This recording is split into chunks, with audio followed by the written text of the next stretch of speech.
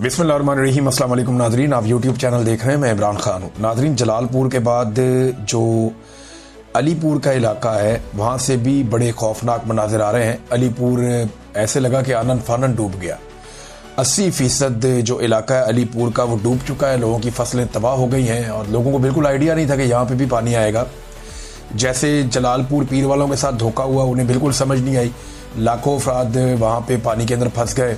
उनको निकालना एक बहुत बड़ा मुश्किल काम था जो अभी तक जारी है। बहुत सारे लोग अभी भी अपने इलाकों में महसूर हैं, उन तक कोई पहुंचा ही नहीं क्योंकि वहाँ पे कश्तियाँ बहुत थोड़ी हैं। अब अगर एक पूरा शहर आपने इलाका खाली करवाना हो तो आपको सैकड़ों गाड़ियाँ लगती हैं सड़कों पे। तो यहाँ तो कश्तियाँ हैं सिर्फ, और वो भी बहुत थोड़ी तादाद में। अभी जो एक वीडियो आई मेरे सामने सोशल मीडिया पे, वहाँ एक मजहबी जमात है, सियासी जमात है, उनके लोग ये बता रहे हैं कि यहाँ 11 कश्तियाँ हुकूमत ने भेजी हैं। इनमें से 9 कश्तियों के इंजन ही खराब है। तो अपनी मदद आपके तहत जो फलाई तंजीमें हैं वो मदद कर रही हैं, जो मकामी अफराद हैं वो मदद कर रहे हैं, और कुछ प्राइवेट कश्तियाँ लेके लोग अपनी आई हुए हैं। जो ये मल्लाह वगैरह होते हैं, जो प्रोफेशनल लोग हैं, वो पैसे वैसे लेते हैं लोगों से। कोई लाख रुपए लेता है, कोई 1.5 लाख रुपए लेता है। लोग चंदा जमा करके अपनी अपनी जान बचा रहे हैं। ये नाजरीन सूरत हाल पैदा हो गई है। मैं मनाजिर देख रहा था कि एक बाप ने अपनी बेटी को उठाया हुआ और दरख्त के साथ चिमटा हुआ है और वहां उसने पनाह ली हुई है। उसके साथ एक और आदमी भी खड़ा है। वो कह रहे जी हम 3 दिन से राब्ते कर रहे हैं कि हमें मदद दीजिए, हम 3 दिन से इस पानी में फंसे हुए हैं, हमारी क्या हालत हो गई है। फिर वो बंदा इशारा करके बताता है कि वहां पे बच्ची की माँ जो है वो डूब गई है, यानी माँ उसकी जाबाक हो गई है। बहुत सारे लोगों की हलाकतों की इतला आ रही है। आज सुबह बताया गया कि एक इलाके में 7 लोग मजीद जाबाक हो गए डूब के। हुकूमत जो सहूलियात फराम कर रही है वो ना होने के बराबर है। बिल्कुल कोई ऐसी सहूलियात नहीं है जिन पे आप कह सकेंगे वाकई हुकूमत कोई सहूलत दे रही है, रेस्क्यू कर रही है। रेस्क्यू 1122 वालों ने अपना पूरा जोर लगाया, लेकिन उन्हें टिकटॉक के लिए भी इस्तेमाल कर लिया जाता है बुला के। अपना जोर उन्होंने लगाया लेकिन कैपेसिटी बहुत थोड़ी है।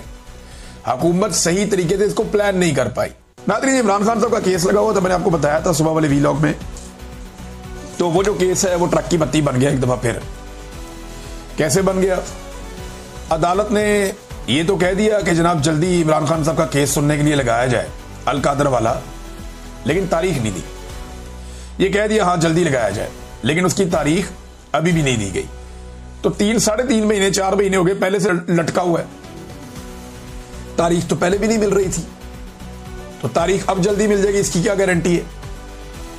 तो उसूलन तो तारीख मिलनी चाहिए थी, बहुत पहले मिलनी चाहिए थी, क्योंकि अल कादर वाले केस में, जो यूनिवर्सिटी वाला केस है, उसमें इमरान खान से एक लॉयर कहते हैं कि इसमें तो फटाफट जमानत होनी है इमरान खान साहब की और उन्होंने बाहर आ जाना है। लेकिन वो कोशिश कर रहे हैं कि तोशाखाना 2 के अंदर पहले सजा दें फिर इसमें जमानत दें, ताकि इमरान खान साहब को मजीद जेल में रखा जा सके। तो बैरिस्टर सलमान सफदर साहब ने कहा कि ठीक है, अगर आप ये करना चाहते हैं तो आप वो भी सजा सुना दें, फिर दोनों केस इकट्ठे लगा दें और हम दोनों केसेस को लेकर आएंगे और दोनों के अंदर इमरान खान साहब को छुड़वाएंगे। कोई 2-4 महीने लग जाएंगे ना, कोई बात नहीं, तो इतना टाइम काटा है तो ये भी हम देख लेंगे।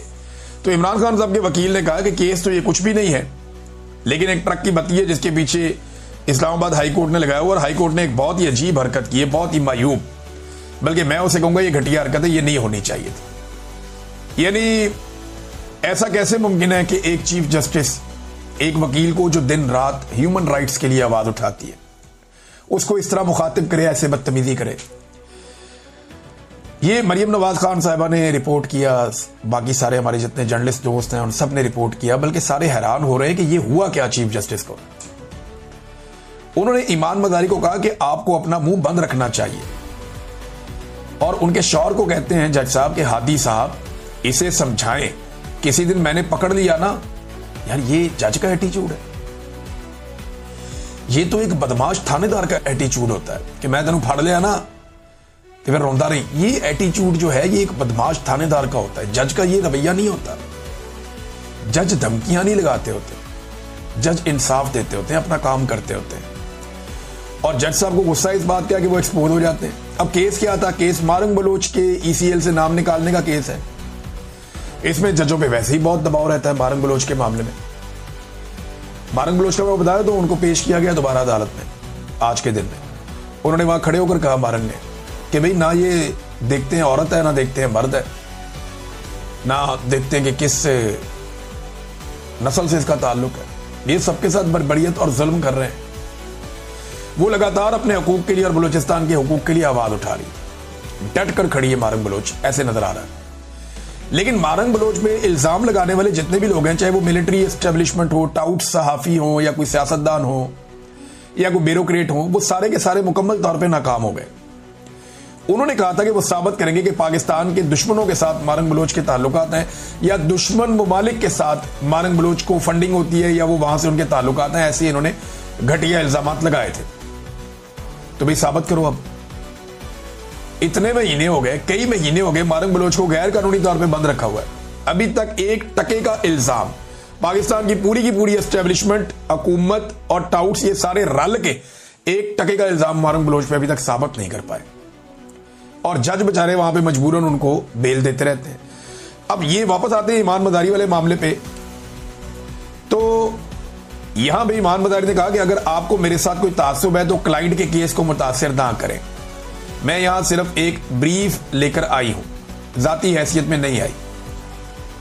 और चीफ जस्टिस ने कहा कि आपने कमेंट कर दिया, मैं जज नहीं डिक्टेटर बैठा हुआ हूं, क्यों ना आपके खिलाफ तौहीन अदालत की कार्रवाई शुरू की जाए। तो इसमें ईमान मदारी ने कहा कि मैंने कोई बात कानून और आइन के बाहर नहीं की। अगर आप तौहीन अदालत की कार्रवाई करना चाहते हैं जरूर करें, मुझे आइन ने आजादी इज़हार राय दी है और मैंने वही इस्तेमाल किया है। लेकिन ये जो जुमला है ना कि हादी साहब इसे समझाएं, मैंने पकड़ लिया ना, वैसे इंतहाई मायूब जुमला है। वकला तंजीमों को चाहिए और वकला बरादरी को चाहिए कि chief justice Islamabad high court से इसका जवाब तलब करें और उनसे पूछे कि ये कैसे हरासमेंट कर सकते हैं खातून वकील की जो मजलूमों के लिए आवाज उठाती है और कोई जुर्म नहीं है। तो ये चीफ जस्टिस से सवाल पूछना चाहिए वकला तंजीमों को और वकला को। और मैं तो कहता हूं कि अगर कोई फोरम ऐसा है जहां पे ये केस किया जा सकता है तो ईमान मदारी को ये केस करना चाहिए और ये आवाज उठानी चाहिए। वो दूसरों के लिए आवाज उठाती है, ये भी उठाएं कि मुझे भरी अदालत के अंदर चीफ जस्टिस ने धमकाया है और बताएं कि मैंने इससे हरासमेंट फील की है और ये ज्यादती है। नाज़रीन, इमरान खान साहब वाले केस में अलीमा खानम ने हाई कोर्ट के बाहर बातचीत भी की है। उन्होंने कहा ये फाइल मंगवा कर दिखाएंगे, लेकिन हमारा ख्याल है कि एक चीज बिल्कुल वाज़ेह है कि इमरान खान का असल में सिर्फ यही अलकादर है, केस यही है। अगर इसमें जमानत हो जाए तो बरियत भी हो सकती है, बाहर आ सकते हैं और इमरान खान आज या जब भी ये सुने जाएंगे तो रिहा हो सकते हैं। लेकिन जो स्क्रिप्ट बनाया गया है वो ये है कि तोशाखाना केस में जल्दी जल्दी सजा दिलवाई जाए और जब सजा हो जाएगी तो फिर इसमें जमानत दे दी जाएगी। ये वही बात है जो मैं आपको काफी अरसे से कह रहा हूं। ये बात आप सबको भी समझ आ रही होगी और हमें भी समझ आ रही है, लेकिन ये इंसाफ नहीं है और इंसाफ के तकाजे पूरे नहीं हो रहे। एक और केस है जो 25 अप्रैल से लगा हुआ है, जिसकी आज सलमान सफदर ने बात की थी, वो है तोशाखाना 2। देखिए तोशाखाना 2 क्या होता है। तोशाखाना का इमरान खान पे एक केस बना, सारा कुछ आ गया तो केस फैसला हो गया।